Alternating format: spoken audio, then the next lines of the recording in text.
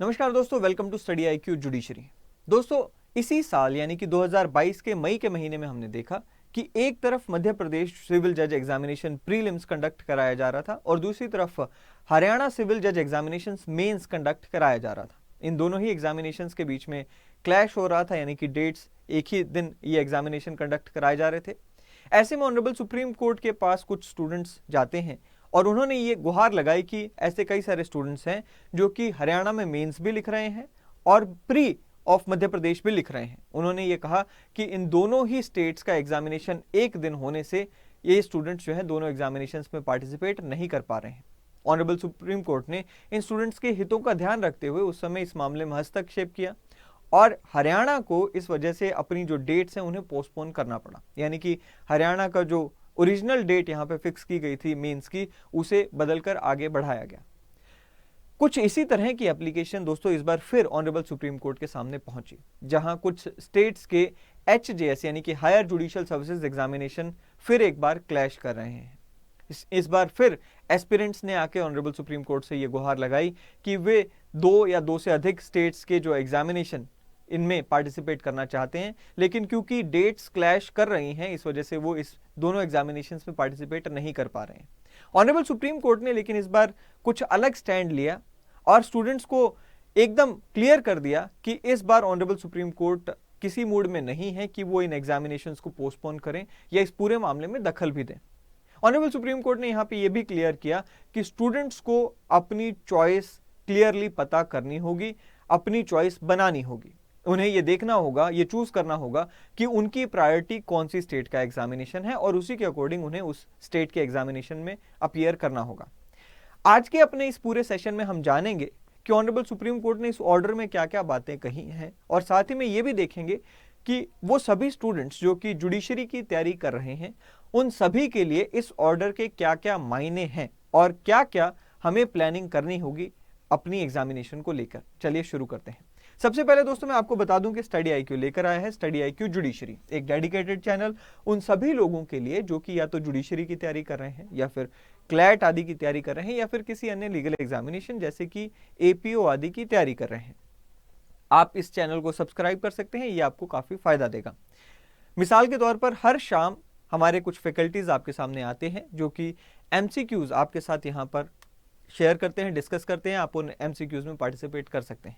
चलिए आगे बढ़ते हैं। सबसे पहले तो यहां पर हम मामले को समझ लेते हैं। हमें देखने को मिलता है कि राजस्थान, बिहार और मध्य प्रदेश ये तीनों ही स्टेट्स का HJS यानी कि हायर जुडिशियल एग्जामिनेशंस कंडक्ट होने हैं और इन तीनों ही डेट्स में इन तीनों ही स्टेट्स के जो एग्जामिनेशन है उनकी डेट्स में कहीं ना कहीं क्लैश आता हुआ नजर आ रहा है। खास करके मध्य प्रदेश और राजस्थान की जो डेट्स हैं इनमें क्लैश आ रहा है।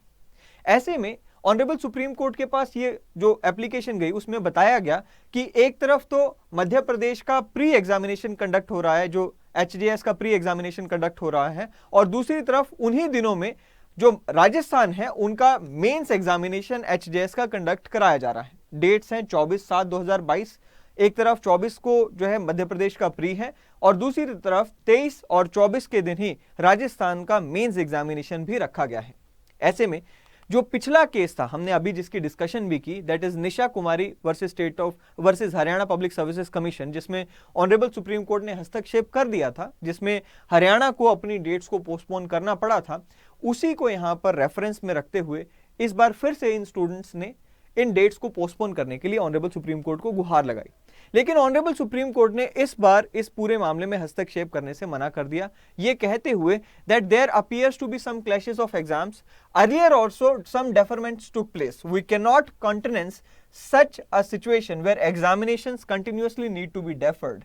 The petitioner have to take a choice, यानी कि जो स्टूडेंट्स हैं अब उन्हें चॉइस बनानी होगी, उन्हें चूज करना पड़ेगा कि उनके लिए प्रायोरिटी कौन सी है, किस स्टेट के लिए वो जाना चाहते हैं। वो सभी स्टेट्स में जाएंगे, अगर एग्जाम क्लैश हो रहा है तो ऐसे में सुप्रीम कोर्ट यहां पर कोई मदद नहीं कर सकते। उसकी वजह भी ऑनरेबल सुप्रीम कोर्ट ने दी है। क्या वजह दी है, चलिए जानते हैं। ऑनरेबल सुप्रीम कोर्ट ने कहा that there is a larger issue of filling up the vacancies, choose where you want to appear. ये हम सब जानते हैं दोस्तों कि वैकेंसीज जो हैं लोअर जुडिशरी में काफी ज्यादा हाई हैं। फॉर एग्जाम्पल एक 2021 की दिसंबर की रिपोर्ट है लॉ मिनिस्ट्री की, उसके अकॉर्डिंग हम अगर समझें तो लगभग 24,490 के आसपास जो सीट्स हैं वो सैंक्शनड स्ट्रेंथ है हमारी लोअर जुडिशरी में। 24,489 seats are sanctioned strength of lower judiciary. उसमें से लगभग 19,356 सीट्स ही जो है उस समय तक भरी गई थी और लगभग 5,133 सीट्स ऐसी थी जिन्हें भरा जाना था। अभी लगभग 7 से 8 महीने का ही समय गया है और अभी बहुत ज्यादा एग्जामिनेशन इस दौरान नहीं हुई है। तो अगर हम आज की डेट में समझें तो लगभग 5,000 ऐसी सीट्स अभी भी हैं जिन्हें भरा जाना अभी बाकी है। यह एक सबसे बड़ा इशू ऑनरेबल सुप्रीम कोर्ट ने इस पूरे मामले में उठाया। एक और जो इससे भी बड़ा इशू है, जो कि इस वजह से एक और इशू हमें देखने को मिलता है, वो है पेंडेंसी ऑफ केसेस। हम सब यहां पर जानते हैं कि 2022 की अगर हम बात करें तो मार्च 2022 में जो लोअर जुडिशरी है उसमें 4,09,85,000 जो केसेस हैं वो अभी भी पेंडिंग पड़े हैं। मार्च 2022 की ये रिपोर्ट है जिसके अकॉर्डिंग 4 करोड़ से ज्यादा केसेस जो है लोअर जुडिशरी में पेंडिंग है। और उसका सबसे बड़ा जो कारण है वो है कि हमारी जो लोअर जुडिशरी है उसमें अभी कई सारी वैकेंसीज भरनी बाकी हैं।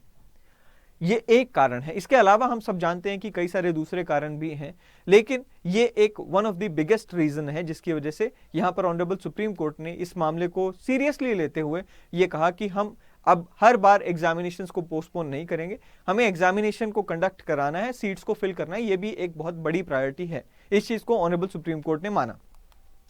इस पूरे मामले से हमारे स्टूडेंट्स के लिए क्या निकल कर आता है? क्या स्टूडेंट्स को अब यहां पर अपनी स्ट्रेटेजी चेंज करनी होगी या स्टूडेंट्स अभी भी अपनी वही पुरानी स्ट्रेटेजी लेकर चल सकते हैं? एक जो सबसे बड़ी बात हमें यहां पर समझ आती है दोस्तों वो ये कि हमें अपनी प्रायोरिटीज को क्लियरली डिफाइन करना होगा। हमें अपनी जो गोल स्टेट है उसे क्लियरली डिफाइन करना होगा। कई सारे स्टूडेंट्स हमारे पास जो आते हैं उनमें अभी हम देखते हैं कि वो 3-4 स्टेट्स को टारगेट करके चल रहे होते हैं। उसमें कोई बुराई भी नहीं है। कई सारी स्टेट्स ऐसी होती हैं जिनमें एग्जामिनेशन पैटर्न्स जो हैं वो बिल्कुल लगभग सेम होते हैं। जैसे अगर हम बात करें दिल्ली, हरियाणा की बात करें तो इनमें एग्जामिनेशन पैटर्न्स जो हैं वो सेम रहते हैं। छत्तीसगढ़ और मध्य प्रदेश की अगर हम बात करें तो यहाँ पर सिमिलैरिटी काफ़ी ज़्यादा दिख जाती है। ऐसे में प्रॉब्लम ये नहीं है कि आप 3 या 4 स्टेट्स को टारगेट करके चल रहे हो। प्रॉब्लम वहाँ आ जाती है जहां पर इन स्टेट्स में एग्जामिनेशंस जो हैं वो आसपास ही कंडक्ट होना शुरू हो जाते हैं। जैसे कि मध्य प्रदेश, हरियाणा की बात करें, हम बात करें छत्तीसगढ़ और मध्य प्रदेश की बात करें, यहां पर एग्जामिनेशंस भी आसपास होना शुरू हो जाते हैं। अगर यहां पर हमारे गोल्स डिफाइंड नहीं है, अगर हमारी यहां पर प्रायोरिटी स्टेट डिफाइंड नहीं है तो हम कंफ्यूज होंगे और उस कंफ्यूजन में हम ऐन मौके पर आकर अपना जो बैलेंस है, अपनी जो तैयारी है, वो उसका जो कीमती समय है वो बर्बाद कर देते हैं। इसी चिंता में कि तैयारी किसकी करें, इसी चिंता में कि हम किस दिन किस एग्जाम के लिए अपीयर होंगे। तो एक तो सबसे बड़ी जो बात आती है दोस्तों वो ये कि हमें अपनी प्रायोरिटी स्टेट जो है वो क्लियरली डिफाइन करनी चाहिए। अगर आप मध्य प्रदेश के लिए ही जाना चाहते हैं तो मध्य प्रदेश को ही मेन गोल लेकर चलें। अगर उसके अलावा आपको किसी और स्टेट का एग्जाम देने का मौका मिलता है वो आपके लिए बोनस होना चाहिए, ना कि आप 2 स्टेट्स को एक ही बार में प्रायोरिटी लेकर चलें। पहली बात तो ये।